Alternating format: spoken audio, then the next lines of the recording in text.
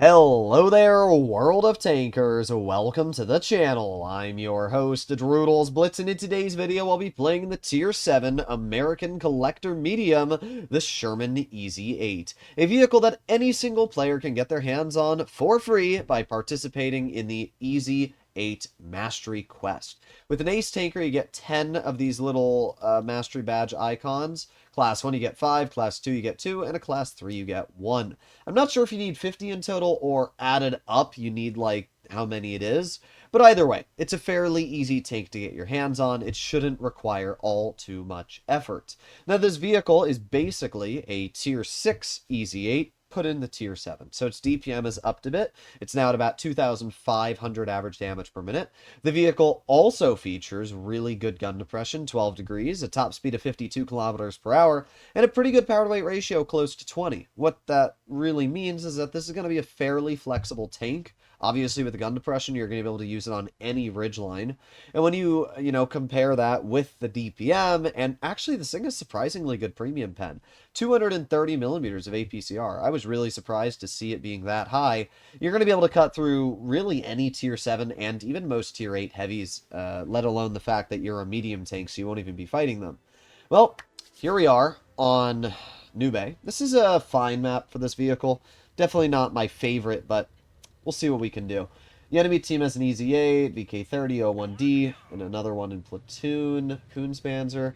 The big threat is obviously the Annihilator. That is a very dangerous tank. Now we can see the pretty good mobility here. This tank's accelerating up to 51, 54. Yeah, wow, we're going really fast downhill. Surprisingly fast.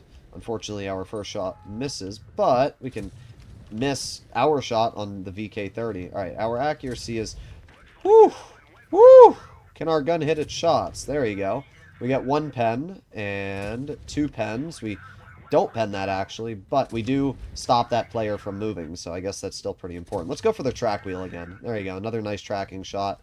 Another easy shell into the EZ-8, and... yeah, you're gone. Okay, we got the Koonspanzer over here. One thing I will say about this tank, the gun is not great.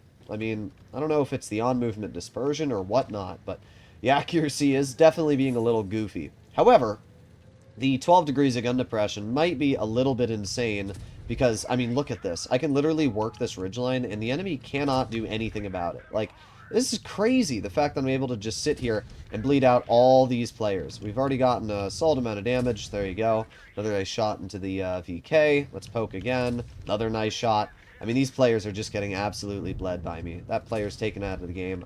I'm just going to move up at this point. This guy's a damaged ammo rack, or not a damaged ammo rack, but a dead loader, which means that the DPM on that tank is already like -2. We can aim it on his vehicle again. Another nice shot. Let the Basoto get the clear. And there you go. Just like that, the only tanks left are the Churchill 8. The Annihilator is dead. Whoa. I did not expect that. I thought the Annihilator would still be alive, because, you know, it is like the most overpowered tank you can think of, but I guess not. Either way, easy shell into the Koons. And that really just leaves the SU-100. I mean, you can see this is a pretty good tank. The DPM felt fantastic in that little burst we were able to use there. We are now at the rear of the SU. We got 1 shell into his tank, 2 shells into his tank. Oh, we are able to high explosive. There you go. There's a third. Nice little ram and a kill. I thought we were going to get the kill. I guess not.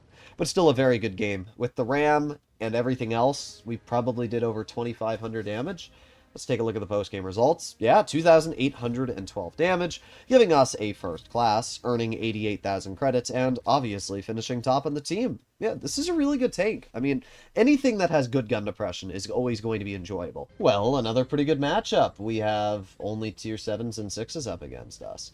So far, I've been enjoying this tank. I've probably played it about 15 battles. My Tier 8 games have been really unenjoyable. But that's how most Tier 7 mediums work, right? I mean, there's a couple really strong Tier 7 mediums, but in the general area, not that many. For the most part, Tier 8s are going to crap on you, and you have 150 damage per shot in this tank, so you don't really pose a threat. If an Emil 1 or a Progetto 46 decides to YOLO you, you might as well just die, because there's really nothing you're going to do to counter it. Let's wait for him to back up. There you go. Like, that's 250 damage we just did to that 45 TP. It's not a lot. It's like it's a sting, you know? I gave him a little bee sting there. So while this tank is very fun, I don't know how effective it's going to be at carrying games, just because of the fact it doesn't really have that super high of damage output. But we'll see. We got the AT-15 spotted over here, and that is a really dangerous tank, but only from the front. So if we get to its side, or more importantly, the rear, that tank is utterly useless. Alright, so we're going to do just that. We missed the first shot, but that's fine. Put on our adrenaline. Boom. Easy shell. 130. And yeah, your game's over. Yeah, I don't know what else to say. This is what happens when you drive. I wonder if we can HE pen that. No. I hate armor highlighting in this game, bro. Because it tells you it's a pen, and then it just doesn't pen. Like, what's the point? Either way. Nice damage. One more shot into his tank. And you are a goner. Alright, not bad, not bad. So, that's a good example of where the DPM is really nice, though. 2,500 damage per minute, rocking into the rear of that tank destroyer. I mean, that guy's just gone immediately. That's great. So, if you can get that damage per minute in a, you know, consistent dump, it will be really, really good. Like, now we're getting some shells into this 45 TP. It's not bad. That's another, you know, 300 damage into his tank. We've taken 500 off of him now in total. Again, not bad. We're slowly bleeding him out. Let's make our way all the way over here wide. And then, I wonder if that KV-1S is still back here. Oh, there you go. I knew it. Alright, well, let's wait. If the KV-1S is going to drive all the way down here, then, well, what we're going to do first is aim it on the Sentinel. There's a 135. 3, 2, okay. Alright, bruh. 136. We are not getting crazy rolls right now. But we can aim it on the rear. 126, bro. Can I get some decent rolls here? That'd be great. 140. Doesn't this thing have... I swear it has 150 damage per shot. I swear. I don't know why we're rolling like 2 damage every shell. Our team's doing really bad as well. You know, this is definitely going to be a loss at this point. Nice 140 into the 45. Nice 130. Oh, we got the Sentinel over here. Nice. Easy clear. There you go. 113. Boom. 140. I mean, we're getting good shots out, to be entirely honest. But, again, it doesn't really make a difference. We can see the pretty mediocre armor on this thing as well. That turret armor, not really going to be getting any bounces. However, the good news... Oh, wow. That AMX... Or, not AMX. That M6 had way more armor than I expected.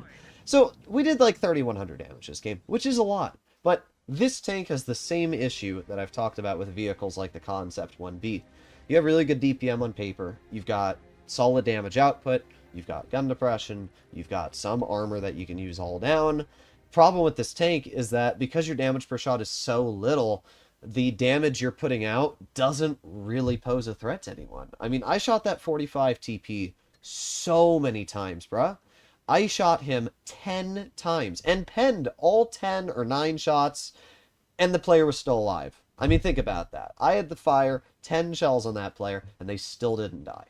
And that is a problem, right? Because while your DPM may be good, you deal such a little damage per shot that you're not really making that big of an impact in the battle, where one shot from a smasher can take a full health heavy and bring it down to a 2 shot for the rest of your team, and then that player's kind of cooked. Where this tank, you have to shoot them over and over and over and over and over to make them the same position as one shell from a higher alpha vehicle does. That's not to say this tank is bad. I actually think it's really fun, and it did good. I mean, we literally did 3,000 damage in a tier 7 battle, and especially with that team, it's a pretty good result. It's just...